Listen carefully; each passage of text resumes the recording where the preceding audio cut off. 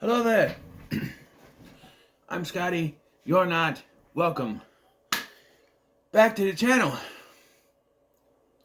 Today in this video we are talking about Mission Impossible. Mission Impossible et des Reckoning Pt.1.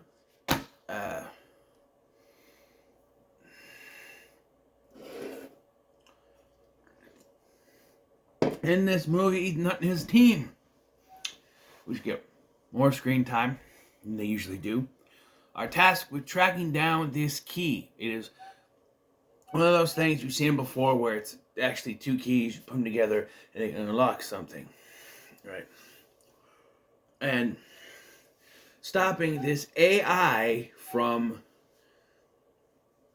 getting a key, essentially. There's also an assassin or following them, working for this AI, someone linked to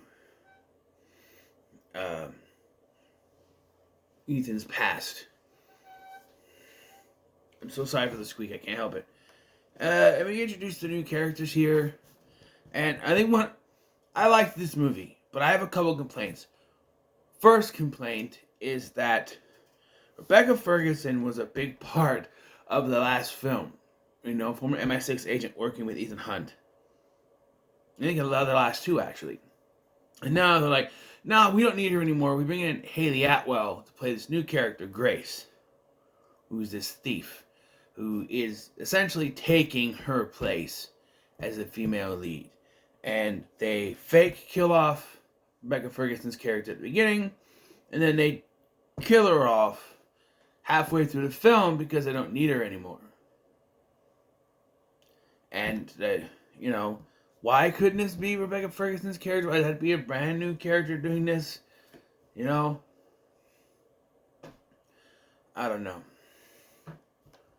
Also, I felt that this was very redundant.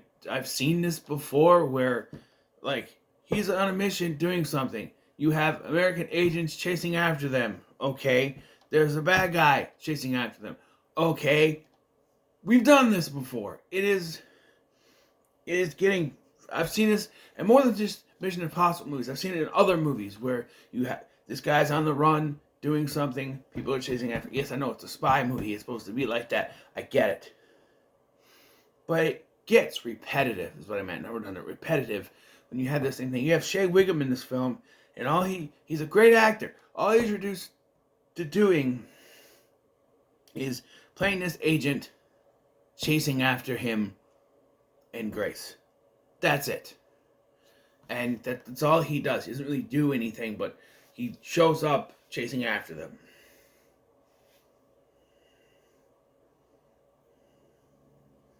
You got Vanessa Kirby here, playing the role of Alana, who is the daughter of Max, the arms dealer from the first film.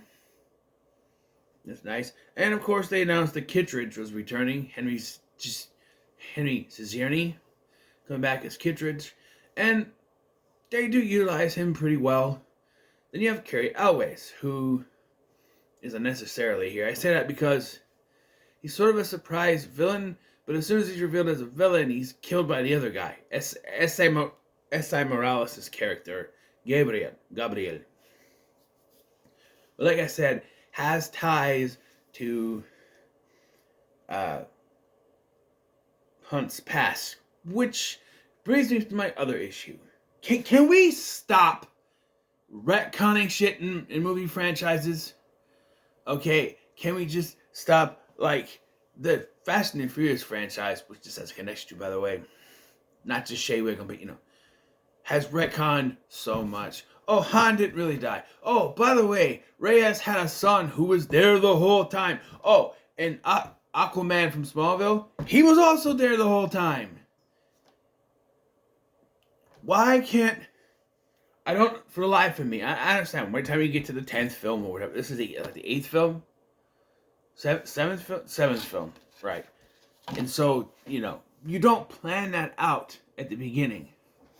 But when you have to retcon stuff, fit he has a past, and there was this woman that he loved that died, and I'm like, No, we did this with his ex-wife. This whole he had a woman, he fell in love, and was forced to leave her, and she died, but she wasn't really dead. We did that already. Why are we going back to this other woman? Of course, we don't get the whole thing because this is a part one, which leads me to my biggest complaint about this movie. It is a part one that is nearly 3 hours long. Why? Well, because you see, we have to have these extended action sequences, which is fine. But from the get-go, we are told this is a two-part film. Okay, first of all, this is going to be a two-part finale, right? Because Fast and Furious said, oh, we're doing 2 parts, right?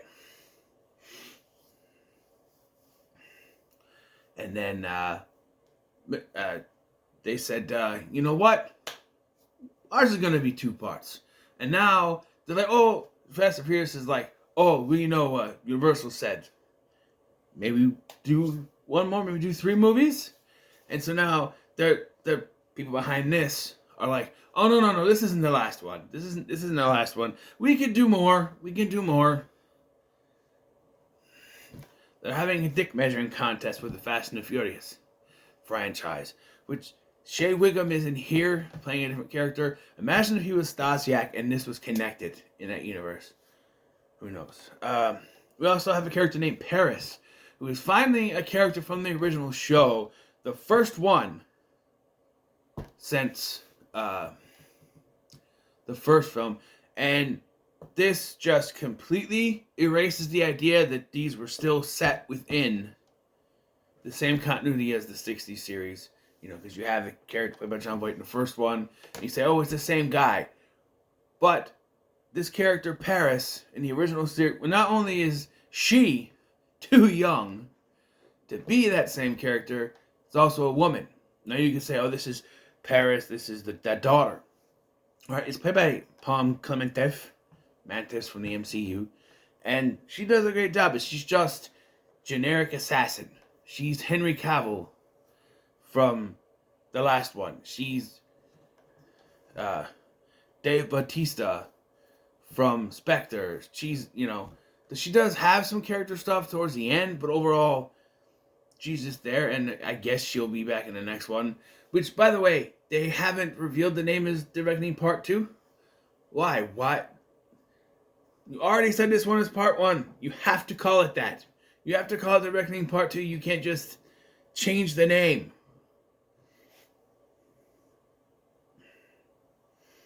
That being said, there are some pretty great action sequences in this movie.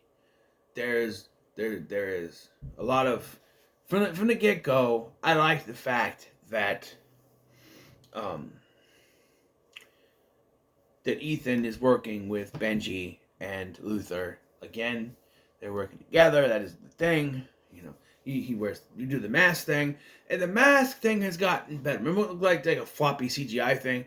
It's gotten better. It looks like a mask where he's impersonating this guy. He takes it off in front of Kittredge, and then he puts a Kittredge mask on and tranks the real Kittredge so he can get out. You know.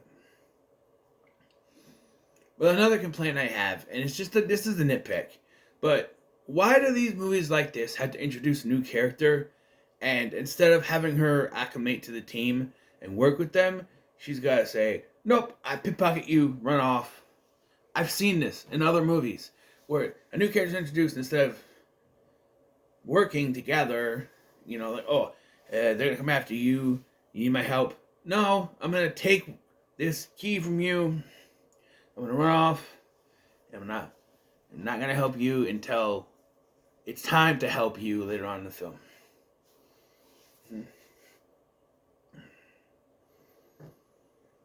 Cinematography looks great. You know, they go all over the place in this. The movie starts with this submarine, for lack of a better term, shooting itself, basically, because the AI is controlling it. And that's another thing. It's not really an issue. It's like this AI is sentient, and it's just interesting because every time we hear about a sentient AI in movies, it's from the future, like Terminator, or something like that, or it's futuristic. But this is 2023, and there is AI, and it's a real like disturbing thought to think, oh, what if AI does become self-aware? What if we are in the Terminator timeline and we've screwed ourselves? You know, I don't know. You know, it's interesting that the AI is the villain of this movie, and there was a whole strike this year surrounded by controversy because of AI. So, based on AI, I should say, but yeah. But I also feel like there's some issues in this plot wise. Like the mask, the mask maker just stops working in the middle of making Ethan's mask. So Grace has to put on the Alana mask and go on a plane by herself, and they have to find a way for Ethan to get on the train. Train. Get on a train, and it takes forever for him to get on the train. Why? Because he keeps missing the train. Why? Because Benji can't find the train. And then when he finally gets to it, he's like, oh, you have to jump onto it. To me, this felt like they were just extending the movie. Right? Now you could say, oh, well, it was the AI who stopped, who, broke, who hacked in and broke the mask making machine, so he wouldn't be on there. But if that's the case, then Gabriel would know that she was there, but he doesn't call her out. So I don't know. And they never established that it was the AI that did it, just the mask breaker stopped working. A little convenient, but And the way I saw it is that this extends the runtime, because if they're on there together, it would be a little bit different, and they would, it would go differently. We wouldn't cut back to Benji. They'd be listening over the thing, and I don't know. And I kind of rolled my eyes at this, but like their big villain is AI, and Benji gives up driving the car for an autopilot thing,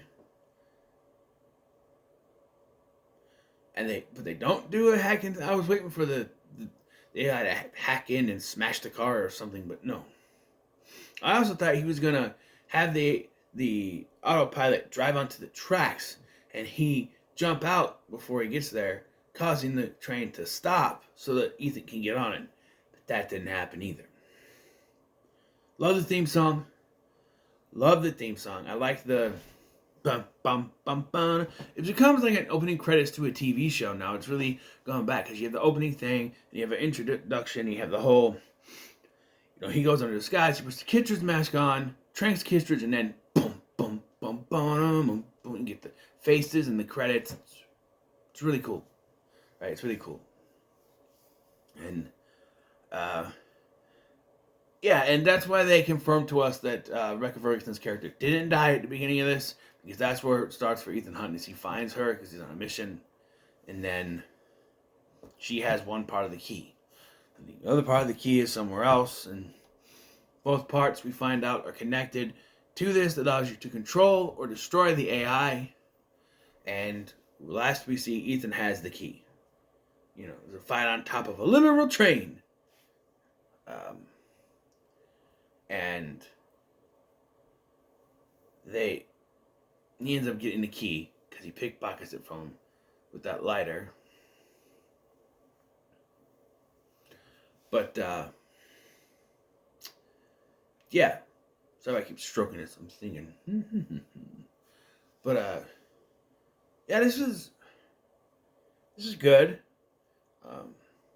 Tom Cruise is getting up there in age. He's north of 60 now. I think did he pass 60, I think? But he's still doing his own stunts. Good Lord. I don't know if I'd be able to do it. Simon Pegg. The AI uses Simon Pegg's voice. It's never explained why. It tricks Ethan into going straight to Gabriel, or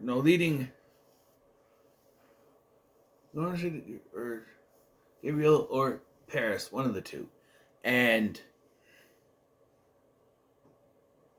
you know, distracts them to try to tell them it's not me, but it doesn't listen. And there also, talk about extending the runtime. There's a whole thing where Benji finds a suspicious package, and he said it looks like it's a nuclear bomb. But when he does answer all these questions and defuses it, there's nothing in there. And I'm like, what? And then I just realized it's another scene they put in to pad the runtime. Like, if you cut out some of these, you cut out that, and him not being able to go on the thing, it would be a little bit shorter. And I think it would have worked. The runtime for me, I didn't feel it, but if this is a part 1, we don't need it to be almost 3 hours. Fast and the Furious had the same issue. That movie is 2.5 hours long, and it's part 1. We don't need it to be that. No, look at Infinity War, right? That worked, but we didn't know the second part was going to be 3 hours until after, when it was coming out. So, but all that stuff, for the most part, was necessary, I think. Just rewatched Infinity War the last time of the weekend, we were there, so it was a nice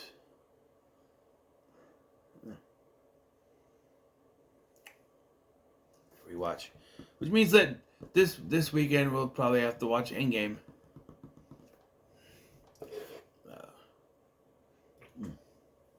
So, I'm going to give this a pretty good. I enjoyed it.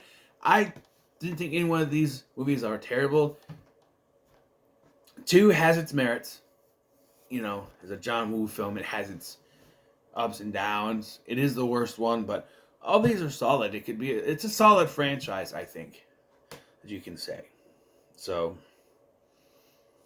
yeah. I like the additions to the cast. Vanessa Kirby, which is another Fast and Furious connection, by the way, but she's not playing Shaw's sister.